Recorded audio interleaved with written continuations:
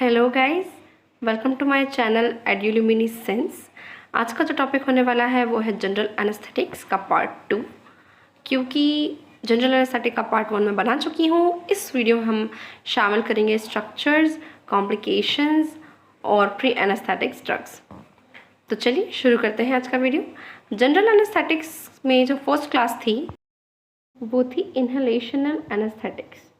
Inhalational anaesthetics में आते थे ether, vinyl ether, halothane, isoflurane, desflurane, sevoflurane और नाइट्रस ऑक्साइड गैस। इन सभी के जो स्ट्रक्चर हैं वो मैं यहाँ पर बना दे रही हूँ। अब स्ट्रक्चर में तो समझाने जैसा कुछ है नहीं, वो तो आपको एज इट इज़ याद करने पड़ेंगे। नेक्स्ट जो हमारी क्लास थी वो थी इंजेक्टेबल्स की या इंट्रावीनस एनेस्थेटिक्स जो होते हैं।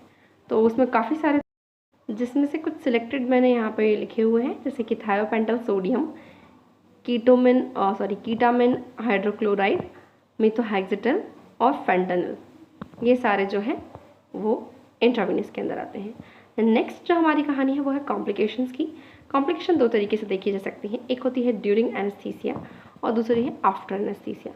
ड्यूरिंग एनेस्थीसिया आपको क्या प्रॉब्लम्स देखने को मिल सकती है? रेस्पिरेटरी डिप्रेशन हो सकता है, इसके अलावा एरिथमिया आपको हो सकता है, हार्ट में जो रिदम है वो प्रॉब्लम में हो सकता है, रिदम में बीपी एकदम कम हो सकता है, लरिंजियोस्पाज्म यानी जो आपकी लरिंग्स वाले जो पार्ट हैं उसमें क्या होगा, स्पाज्म होने लगेगा। और इसके अलावा जो अवेयरनेस प्रोड्यूस हो सकती है, बीच में अवेयरनेस होने से आपको प्रॉब्लम आ सकती है। और डेलीरियम यानी ओवर एक्साइटेशन चालू हो सकता है, कन्वर्जन्स आ सकते हैं क्योंकि एकदम से सीएनएस जो है वो स्टिमुलेट हो जाएगा। तो ये ड्यूरिंग एनेस्थीसिया ये सारी प्रॉब्लम आपको देखने को मिल सकती है। नेक्स्ट है आफ्टर एनेस्थीसिया, क्या क्या प्रॉब्लम आपको देखने को मिलेगी? नौसिया हो सकता है, वोमिटिंग हो सकती है, परसिस्टेंट सेडेशन रहेगा, एकदम नींद नींद सी आती रहेगी और बहुत हैंगओवर टाइप का लगेगा, सर में दर्द रहेगा, भारीपन रहेगा, निमोनिया हो सकता है, ऑर्गन टॉक्सिसिटी हो सकती है, नर्व फेलियर हो सकता है, इसके अलावा कॉग्निटिव डिफेक्ट्स हो सकते हैं और इमरजेंस डेलीरियम हो सकता है। मीन्स ये सारी जो आपके ब्रेन रिलेटेड प्रॉब्लम्स हैं वो भी जनरेट एकदम से हो सकती है, बट ये तभी होगी जब एनेस्थीसिया का डोज जो है वो प्रॉपरली नहीं लिया गया होगा या ज़्यादा डोज रहा होगा उसका। नेक्स्ट हम जो बात करने जा रहे हैं वो है ड्रग ड्रग इंटरेक्शन की। तो उसमें सबसे पहले जो है एंटी हाइपरटेंसिव के साथ अगर आप जनरल एनेस्थीसिया दे रहे हैं, या ऐसा पेशेंट जो कि पहले से एंटी हाइपरटेंसिव ले रहा था, अगर आपने उसको जनरल एनेस्थीसिया दिया है तो उसका बीपी ग्रेजुअली डिक्रीज होगा। सीधी सी बात है, क्योंकि जनरल एनेस्थेटिक्स का पहला ही मतलब काम होता है फॉल इन बीपी, तो बीपी कम हो जाएगा। फिर बात करते हैं न्यूरोलेप्टिक्स की, जो ऐसे मेडिसिन हैं जो कि न्यूरोलेप्टिक्स होती हैं, एंटीसाइकोटिक कह सकते हो आप, है ना, ओपियोइड एनाल्जेसिक्स हो सकते हैं, माओ इनिबिटर्स हो सकते हैं। उनके साथ अगर आप देते हो तो पोटेंशिएट करता है वो एनेस्थीसिया को, मतलब एनेस्थीसिया का जो लेवल है वो और बढ़ जाएगा। इसके अलावा नेक्स्ट अगर आप हेलोथेन जो है वो दे रहे हैं तो वो हार्ट को सेंसिटाइज करती है एड्रेनलिन के लिए, है ना, सेंसिटिव बना देती है एड्रेनलिन के लिए हार्ट को। और एक और चीज़ होती है कि जनरल एनेस्थीसिया के वक्त इंसुलिन का लेवल जो है ऑटोमेटिकली इंक्रीज हो जाता है। तो यहाँ जो है एक कोरिलेशन प्रोड्यूस होता है, जो एंटी डायबिटिक ड्रग्स होती हैं ओरल हाइपोग्लाइसेमिक्स, उसके मतलब उसकी एक्चुअली ज़रूरत नहीं पड़ती इस वक्त, आप कह सकते हो। इंसुलिन आपको ऑलरेडी बहुत ज़्यादा बढ़ेगा बॉडी के अंदर, तो इसलिए यहाँ पर उसकी ज़रूरत नहीं पड़ेगी। फिर नेक्स्ट है प्री एनेस्थेटिक मेडिकेशंस, जो नेक्स्ट इसके अंदर मैंने इंक्लूड किया है टॉपिक। प्री एनेस्थेटिक मेडिकेशंस वो होती हैं, सारी बातें करी कि एनेस्थीसिया के वक्त डेलीरियम हो सकता है, कन्वर्जन्स हो सकते हैं, वॉमिटिंग आ सकती है। तो इन सब को ना आपको अगर मान लीजिए ओवरकम करना है ये सारी प्रॉब्लम्स को, तो उसके लिए एक सवाल का एक ही जवाब है, वो है प्री एनेस्थेटिक मेडिकेशंस। प्री यानी पहले, एनेस्थेटिक मतलब एनेस्थेटिक्स के पहले दे जाने वाली मेडिसिन जो कि एनेस्थीसिया को प्लेजेंट और सेफ बनाती हैं, उनको हम कहते हैं प्री एनेस्थेटिक मेडिकेशंस। एम्स क्या है इनके?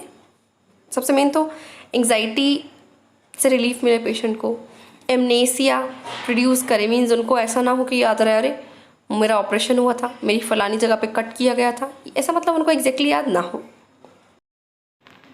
और इसके अलावा जो जनरल एनेस्थेटिक्स है उनको पोटेंशिएट करना है, मतलब उसका लेवल और इंक्रीज़ करना है।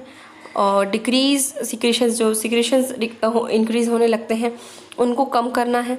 वेगल स्टिमुलेशन को कम करना है, क्योंकि वेगल स्टिमुलेशन के कारण फिर सिक्रेशंस बढ़ेंगे और प्रॉब्लम आएगी। एंटी एमेटिक इफेक्ट देना है और एसिडिटी जो कि स्टमक में प्रोड्यूस हो रही है उसको कम करना है। तो ये सारे एम हैं प्री एनेस्थेटिक मेडिकेशंस के। अब हम बात कर लेते हैं कि कौन कौन सी ड्रग्स है जो as pre anaesthetic medication use होती है, जिसमें पहली क्लास है सेडेटिव एंटी एंजाइटी ड्रग्स, जैसे कि डायज़ेपाम, लोराज़ेपाम, मिडाज़ोलाम।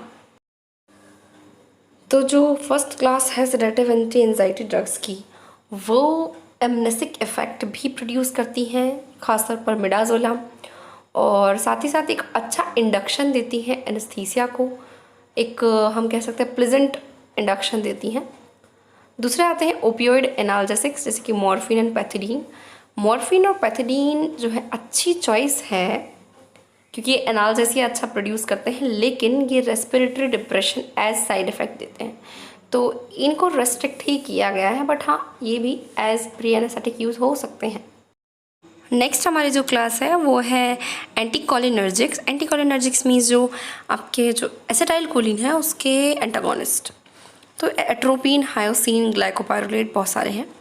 इनका मेन काम होता है सिक्रीशंस को कम करना, ठीक है। इसके अलावा भी जो यूज़ है इनका मेनली वो है वेगल ब्रेडिकार्डिया को और हाइपोटेंशन को कम करना, क्योंकि सोचिए एक एनेस्थेटिक ऑलरेडी ब्रेडिकार्डिया कॉज कर रहा है या फिर मतलब बीपी को कम कर रहा है, तो वो चीज़ आपको रोकनी पड़ेगी, क्योंकि वो जान बचाने के लिए ज़रूरी है।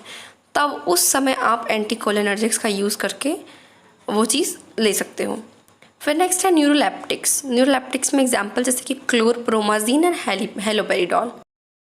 ये जो है ये एंजाइटी को कम करते हैं, और साथ ही साथ इनका एक और काम होता है एंटी एमेटिक का भी, लेकिन इनके साथ सेम प्रॉब्लम है, ये भी रेस्पिरेटरी डिप्रेशन को बढ़ाते हैं, तो उतना ठीक यूज़ जो है उनका नहीं हो सकता है इनका। और फिर नेक्स्ट है H2 ब्लॉकर्स, यानी कि हिस्टामिनिक ब्लॉकर्स, जैसे कि रेनिटिडीन एंड फैमोटिडीन। H2 ब्लॉकर्स जो है वो मेनली यूज़ होते हैं HCl सिक्रेशन को कम करने के लिए। ये एनेस्थीसिया के एक रात पहले या सुबह मॉर्निंग में ये दिया जा सकता है, ताकि जो HCl सिक्रेशन है वो कम से कम हो और जो स्टमक का pH है वो नॉर्मल।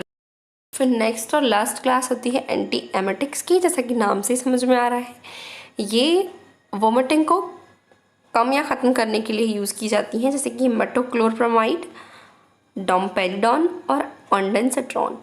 तो तीनों ही यूज़ किए जा सकते हैं। डोमपेरिडॉन के फ़ायदे कुछ ऐसे हैं कि एक्स्ट्रा पैरामिडल साइड इफ़ेक्ट्स नहीं देता। तो दोस्तों ये हुआ सेकेंड पार्ट जनरल एनेस्थेटिक्स का। अगर आपको ये सिंपल सा वीडियो अच्छा लगा हो तो प्लीज़ मेरे चैनल को सब्सक्राइब कर दीजिए, मेरी इस वीडियो को लाइक कर दीजिए, और अगर आप चाहते हैं कि मैं ऐसे ही वीडियो बनाऊं ताकि आपके ये जो टॉपिक्स हैं वो जल्दी जल्दी क्लियर हो जाएं, तो फिर मेरे चैनल को सब्सक्राइब करना मत भूलिए और नोटिफिकेशन बेल को प्लीज़ ऑन कर दीजिए ताकि जल्दी से नोटिफिकेशन आपको मिल जाए। और साथ ही साथ आप मुझे फेसबुक और इंस्टा पे भी फॉलो कर सकते हैं। अगली वीडियो तक जुड़े रहिए मेरे साथ। Thanks for watching.